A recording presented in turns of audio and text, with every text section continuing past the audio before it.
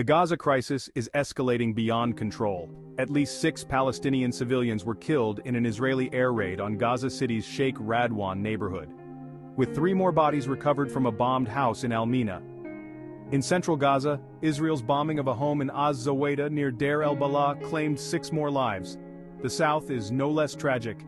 3 handcuffed Palestinians' bodies were found east of Rafah. Al-Aqsa Martyrs Hospital is overwhelmed, following an Israeli attack on the Nuseirat refugee camp that killed 16 and injured 75. Israeli activists demand action, as the death toll in Gaza rises to over 38,000 since October 7th. This crisis continues to deepen, and the world watches in horror.